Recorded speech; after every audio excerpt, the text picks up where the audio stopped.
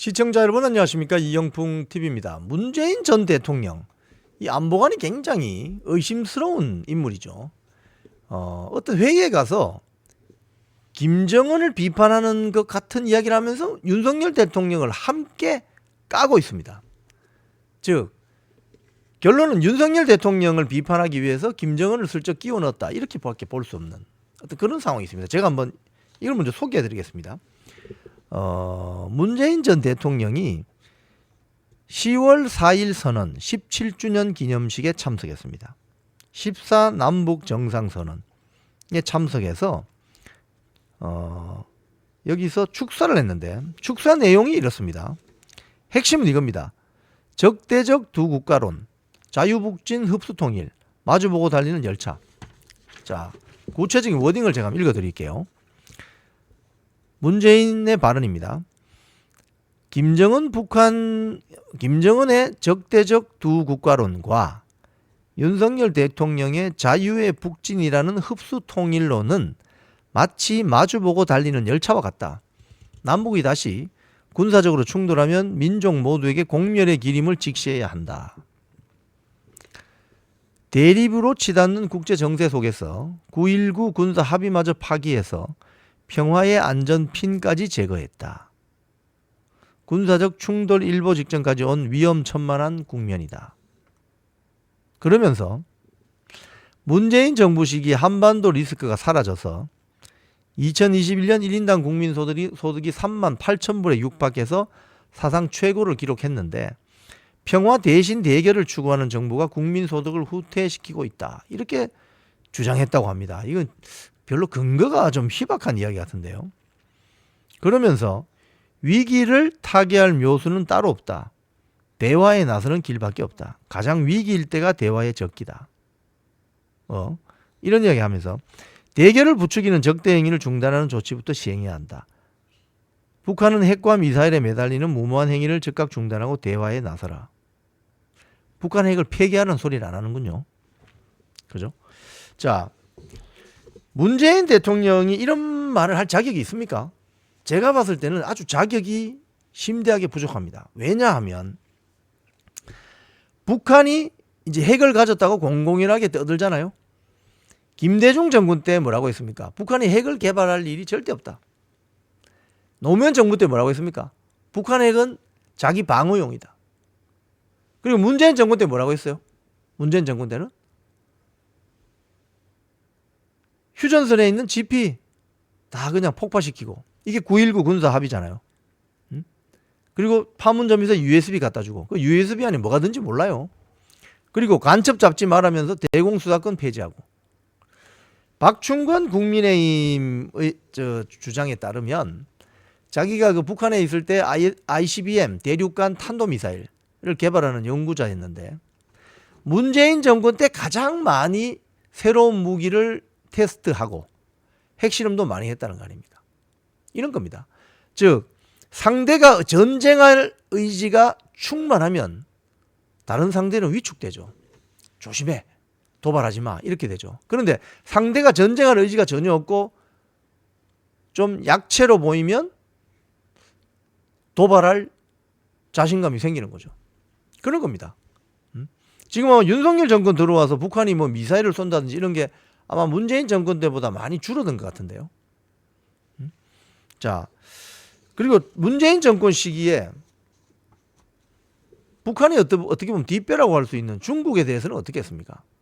사드 산불 정책, 즉 사드를 추가 설치도 하지도 않을 것이며 MD라고 미사일 디펜스 시스템, 한미 간의 미사일 디펜스 시스템에 들어가지도 않을 것이며 뭐 한미일 안보 관계 등등 지금 설치되어 있는 사드도 제한적으로 운영한다, 이런 말도 안 되는, 이걸 거의 굴욕적인 어떤 협상을 한 것이 나중에 알려지잖아요.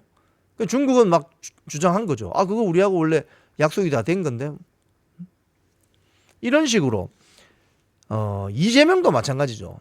이기는 전쟁보다 더러운 평화가 낫다, 이렇게 이야기하죠. 즉 전쟁할 의지가 없으면 주변의 강대국들에게 잡아먹히게 돼 있습니다. 그게 지난 5,000년간 한반도에서 벌어진 역사 아닙니까? 내가 전쟁할 의지가 없는데, 그럼 주변의 강대국들이 저기는 아주 백의 민족이고 평화를 사랑하는 민족이라고 했어요? 아니죠. 덥석 물어버리죠. 전쟁할 의지가 없는 조직이나 국가는. 왜? 힘이 없으니까. 그러니까 문재인 전 대통령이 이런 자리에 와서 윤석열 대통령이 뭐 자유북진 흡수통일 한다고 했습니까? 즉 휴전선을 넘어서 우리가 자유민주주의 체제로 확 흡수해서 어떻게 뭐 물리력을 타격을 가해서 흡수한다고 했어요? 절대 그렇지 않죠. 대한민국 정부는 선제 공격을 하지 않습니다. 선제 공격을 항상 한 거는 북한 측이었어요. 김일성 군대였습니다. 그런 측면에서 문재인 전 대통령의 말은 아주 부적절한 거죠. 그리고 자기가 대통령일 때 우리나라 안보가 얼마나 형해화되었는지를 본인도 알고 있을 텐데 이런 소리를 하는 거죠. 자, 이런 가운데 합참이 아주 클리어한 메시지를 냈습니다. 뭐냐? 북한의 선을 넘은 대통령 비난에 우리 군이 김정은을 향한 직접적 경고에 나섰습니다. 출입 기자단에 이런 메시지를 보냈다고 하네요. 합참이 합동참모본부. 다시 한번 경고한다. 우리의 전략적 군사적 목표는 북한 동포가 아니라 오직 김정은 한 명에게 모든 것이 맞춰져 있음을 분명히 밝힌다. 만약 북한이 도발한다면 그날은 김정은 정권 종말의 날이 될 것임을 엄중히 경고한다. 국군의 날 때 현무5가 성남 공군 비행장에서 공개됐죠. 그게 워낙 육중하고 무겁고 길어가지고 한강을 넘어서 광화문으로 오지는 못했습니다. 거의 한 100톤가량 된다고 하네요. 바퀴만 한 20여 개 된다고 하는데, 이 현무 미사일은 핵무기는 아니지만 재래식 무기이지만 그 가공할 만한 파괴력은 위력적이죠. 이걸 보고 뭐 김정은 또 김정은의 친동생 김여정이 뭐 이런 이야기를 했죠. 한국의 뭐 탄도미사일 현무5를 평가절하하고 이런 무기체계를 운영하는 전략사령부 창설에 대해서 비루 먹은 개가 투구를 썼다.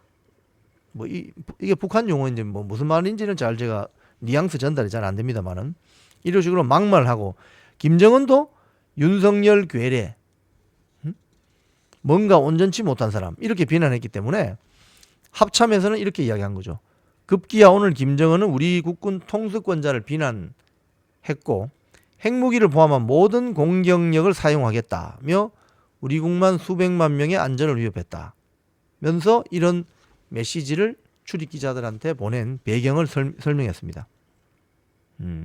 국방부도 메시지를 냈는데, 주민들을 철저히 속여온 불량 정권으로서 전 세계 언론이 대서특필한 우리 군의 위용을 북한 주민들이 보게 될 것이 두려워 전전긍긍하며 강박을 느낀 결과이다. 합참과 국방부가 아주 클리어한 메시지를 냈습니다. 자유민주주의 체제는 국민들의 인권과 언론 자유와 신앙과 종교의 자유를 존중하지만 전체주의 국가, 북한과 같은 전체주의 국가는 그걸 허용하지 않죠. 그래서 전체주의 체제를 움직이는 소수 독재 정권을 움직이는 자들만 잘 먹고 잘 사는 그런 체제죠. 그래서 합참의 메시지는 아까